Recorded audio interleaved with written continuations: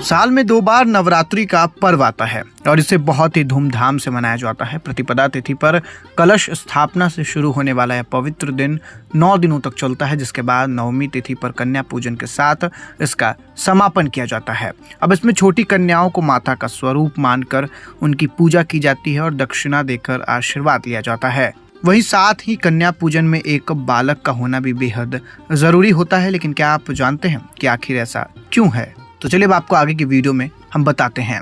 मान्यता है कि कन्या पूजन के बिना नवरात्रि का पर्व पूरा नहीं होता, इसलिए कन्या पूजन के दिन 9 कन्याओं के साथ एक बालक की भी पूजा करके उन्हें भोज कराया जाता है। लेकिन शायद ही आप लोग इसके बारे में जानते होंगे।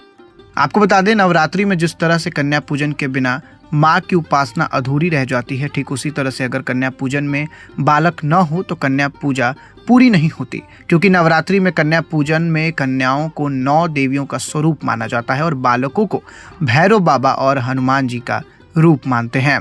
अब इन्हें लंगूर या फिर लंगूरिया भी कहा जाता है। तो अब आपको बताते हैं कि आखिर कन्या पूजन में बालक की कितनी संख्या होनी चाहिए। नवरात्रि कन्या पूजन में जिस तरह से कन्याओं की 9 संख्या होनी चाहिए, ठीक उसी तरह बालकों की 2 संख्या होनी चाहिए। एक बालक को भैरव बाबा और एक को हनुमान जी का रूप मानते हैं।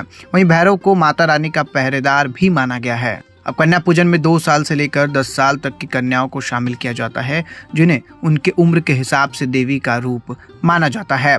अब 2 साल की कन्या को कन्या कुमारी, 3 साल की कन्या को त्रिमूर्ति, 4 साल की कन्या को कल्याणी, 5 साल की कन्या को रोहिणी, 6 साल की कन्या को कालिका और 7 साल की कन्या को चंडिका, 8 साल की कन्या को शांभवी और 9 साल की कन्या को दुर्गा और 10 साल की कन्या को सुभद्रा के स्वरूप में पूजा जाता है।